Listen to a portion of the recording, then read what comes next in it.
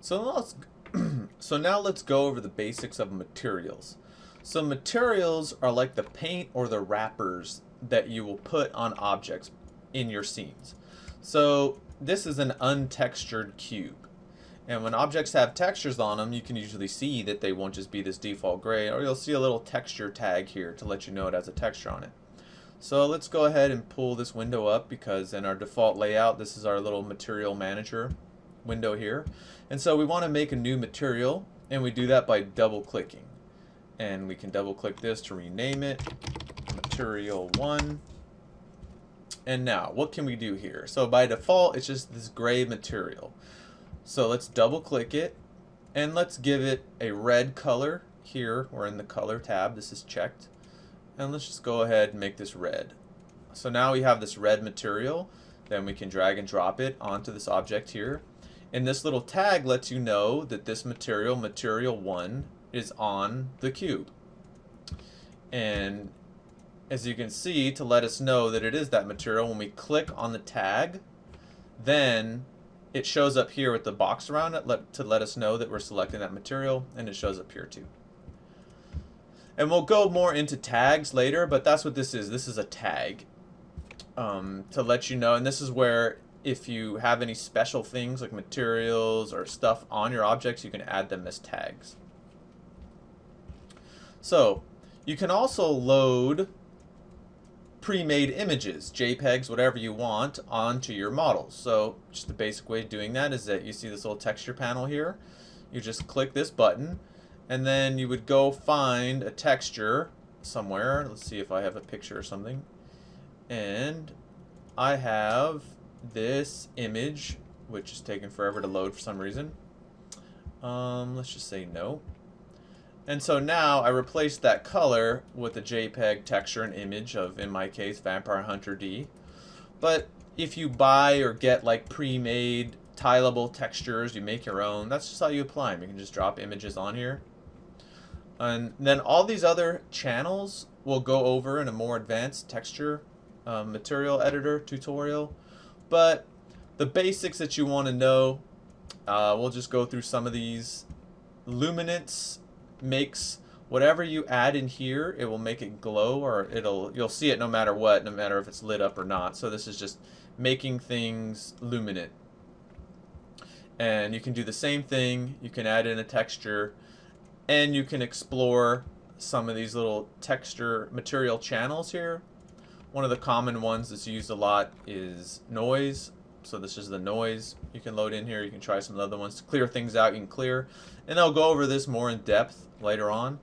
But that's your material, and these pretty much do what they say. Transparency, if you want things transparent, you have to define it based on a texture or a shader, what's called a shader. So these are shaders the Cinema 4D comes with. Reflection, you want to make a chrome ball or something that's reflective like a mirror, you would set that here. The two that are going to give you depth on an object, so you can give an object the illusion of more depth or detail on it, and the way you usually do that is through the bump or normal channel. So let's go and add a bump channel, and we'll go into the texture pop-up and add a noise, and we'll turn the strength up. And then now, can you see here on this object, it looks like it actually has little bumps on it. And so what bumps do is that they use the black and white information, whatever you give it, whether it's an image or using one of these shaders to make your own, and then it gives it the illusion of depth. So this is your little preview here. Kind of looks like a brain. But that's what the bump does. And more commonly used now in a lot of different programs and game engines and stuff, they use normals. So it does the same thing as a bump, it just looks a different way. And we'll show you how to do that later. And the displacement works the same as the bump. So let's just go show you the difference. And you can just easily go in here if you want to copy something from one channel. And then we can just go to this channel and go to paste it in. So the displacement does the same thing as the bump, but it actually works on the geometry. So this bump is just kind of giving you the illusion of depth, but it's not doing anything. Yeah, look at that. It's not doing anything to the geometry. The geometry is still flat. So if you looked at it from the side, you see it's still flat. It's just an illusion. So the normal and the bump are just kind of an illusion, but they work really good if used well. But if we actually go into the displacement and we turn on this sub-polygon displacement, and we're going to have to turn this up some more. So let's try to turn this up to 20. Oh, looks like we need to turn it up higher than that. Sub-polygon displacement, map resulting geometry. Oh, so it's trying to deform this geometry, but there isn't enough polygons for it to do it. So I'll show you how to properly use this later on, as we go into like modeling a character or something like that. But so this actually does displace the geometry or change the geometry based on this black and white image, but you have to have something with more polygons, more stuff for it to work with to kind of bend it into shape. So we'll just ignore that one for now. And the other things you would want to look at in here is that if you're using textures on it, you can change the size of the texture to make it higher resolution or lower resolution, whatever you'd want. See that? Or you can just use the default. And something else to note that's kind of, you shouldn't probably even think about this now, I just want to show it to you. But you can read about it in the help, these different models or modes. But different objects have different ways they interact with light, or the way light falls off. So you can read about these different things, about Fong, Blinn, and Orin, Nair. So Fong is used for like plastic and stuff, and I think Blinn is metal, and Orin, Nair is like cloths. But so you can read about that and how to use those. That's another little subtle thing you can use for your materials.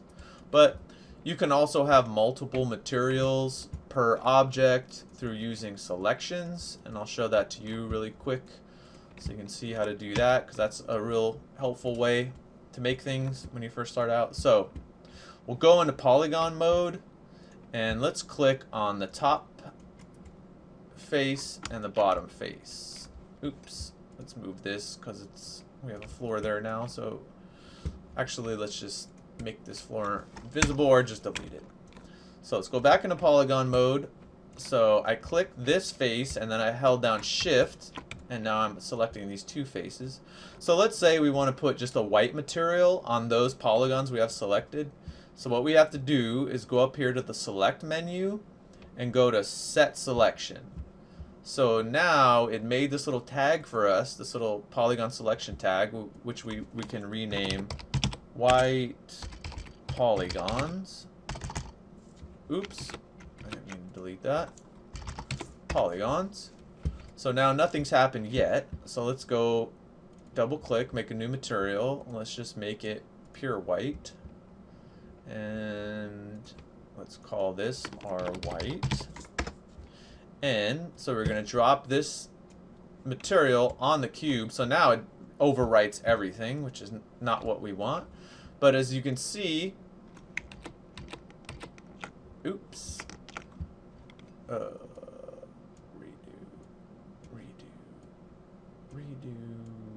Redo. Okay. But as you can see, there's a selection panel here. You see this, or this little menu for selection. So what you do is you grab that selection tag and you drop it in there. Now the polygons we selected are white. So that's a way that you can have two different materials or more. You can have 20 different materials if you have the right selections on the same objects. And the way to get rid of these is that you can just delete them and they're gone, just like you would think they work. And we'll, in our advanced texture material tutorial, we'll go over the different projection modes and how to use those. But just some other stuff that you can play around with these textures is that you have a tiling setting, so you can increase the number of tiles.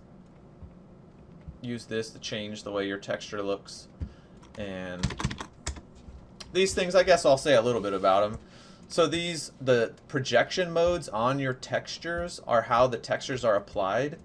And without knowing too much, if your texture doesn't look the way you want, you can try flipping through these different modes and see how they look. So this is how the texture is applied. But most of the time, you're either going to use the UVW mapping or the cubic. Those are the ones I use most of the time. So something else to show you, just a real quick thing to jump you into it. I'll do a more advanced one later. But you can actually paint on these 3D objects like they were real objects with a paintbrush. So if you're using the demo version, you can use the feature in Cinema 4D that's called body paint. Or I think you have to, if you buy it, I think it only comes with the studio version, but I might be wrong. But the way to paint on stuff, and this is going to be a real quick thing to show you how to do this. Let's go and try to, where's the built-in, okay, so this BP 3D paint, we're going to switch the layouts and go into this one because this is Cinema 4D's default layout for painting. And we're going to go up to Tools, Paint Setup Wizard. So, without going into it too much, in order to paint on an object, it needs these things called UVs. And a UV or a UV map is kind of a skin, an invisible skin that we can't see that's put around the object, which identifies what is where, so then when we paint on it, it knows where the paint goes. So it's like this wrapper, if you could see it, with little squares, with little numbers, so it's all organized, but we never see it. But if an object doesn't have UVs, then we can't paint on it. So without knowing anything about it, Cinema 4D makes it really easy to create UVs and paint on an object. So we want to check the object we want to paint on. Then we can just say next. We can leave this at default. And then 1024 is a pretty good just default setting. You can set it up higher if you have higher resolution stuff you want to do. And then you just say finish. And so nothing really appeared to change except this thing turned gray. But it went into the paintbrush, which we can click and bring up these brush control settings. And there's tons of different brushes you can load in and all this stuff, but I'll go into that more later in a more advanced tutorial. But for now, we're just going to change our brush size and then change our brush color. And just out of the box, now we can actually paint on this, move it around, and paint on this object like it was a real object. And we're using the default painting mode right now, which for a lot of the stuff you're doing might work. But there's also another mode called projection painting, which might work better for you in different situations, so you can try both of them. Projection painting and the normal painting. But this is how you would, if you wanted to paint on an object by hand, this is how you would do it, and it kind of works if you use Photoshop or anything else like that. And speaking of Photoshop, you can also load in Photoshop brushes into body paint and paint using Photoshop brushes. So if you go into brushes, you would go load brushes, and then you would have those Photoshop brushes in here. And Cinema 4D comes with a bunch of preset brushes that you can use. You can just jump into. So we can grab some of these things and go back into the colors and mix these things up. So this isn't a tutorial that's specifically about like this painting, but I just want to show you how to do it, because just knowing how to do it, you can jump ahead and do some cool stuff if you want to do that. And body paint also has layers like Photoshop, so you can make a new layer and paint on a layer and organize your painting that way. Here's the brushes, preset colors. Here's your materials. It lets you know you're painting on this material, this object. Here's our object and our materials. So without knowing too much, just sticking to the basics, I just wanted to show you how to just paint on something. Because I know when I started, it makes a lot of sense just to go in there and click some buttons and start painting, and you know what you see is what you get. And with all these other channels that we have in here, you can actually, in that body paint, you can paint on these other channels too. So you can paint the depth in, paint the luminance, paint the transparency. And you would do that just by going back into the paint setting. And then you have your channels here. So right now, it's only set to, where's our channels? Object, materials. The way you would change that is that right now we just have a color channel. See the C we're painting on? So you would right click, and then if you wanted to paint a, let's say, luminance channel, you would go there and ask you what color do you want. We'll make it black. And then now we can paint on the luminance channel. So we would go back here, color, let's paint some yellow or something. So then now this would be luminant. So, hope this isn't going too far and confusing you. But so now if we go back and look at our material, now we have a luminance channel and we have this stuff in our luminance. So you can do that with any of the channels and experiment with that. So you have a different image that you painted on for each channel. So that's how you apply materials and paint on stuff. You can make your materials in Photoshop. You can paint on them on your own. And if you want to edit these in Photoshop, you would click on this image here and then say edit image. And okay, I have to save it first because it's not saved. And then I would edit it with Photoshop. Let's go ahead and do that.